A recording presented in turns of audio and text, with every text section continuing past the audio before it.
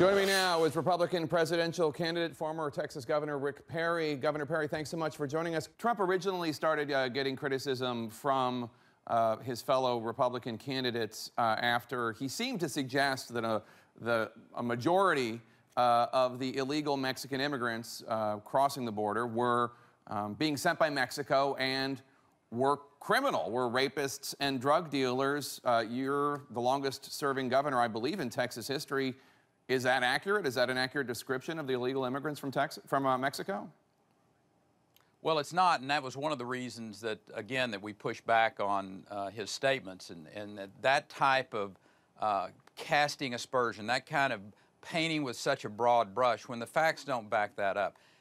We need a president of the United States that's going to bring this country together. We need after 6.5 years of a president who has divided this country along a lot of different lines, we don't need a Republican divider-in-chief.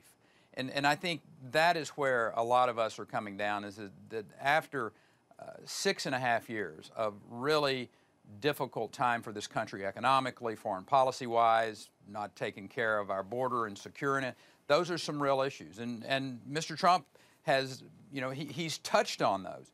But I think we really have to be wise about how we have this conversation. We've got to be thoughtful about coming up with real solutions that work, not just throwing ideas out there to get a reaction in an almost reality TV type of way. I don't get to work on reality TV.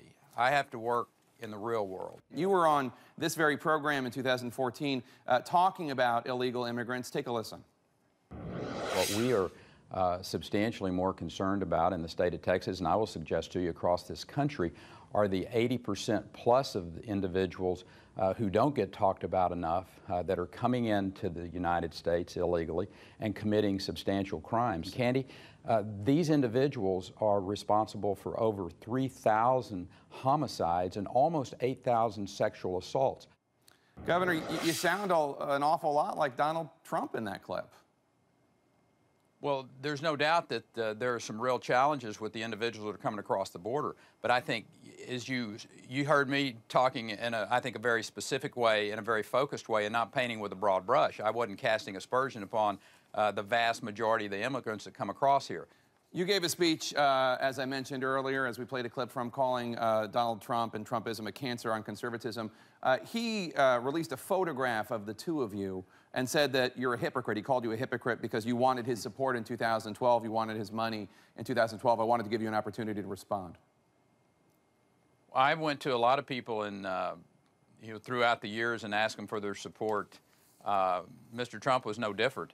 As he has come forward, as we've got to see the real Donald Trump, I've got some real problems with that. I think that what he is saying and what he is doing is not necessarily moving the cause of conservatism forward. I respect the men and women who are coming to Donald Trump's events. I mean, these are Americans that care about the same things that I care about.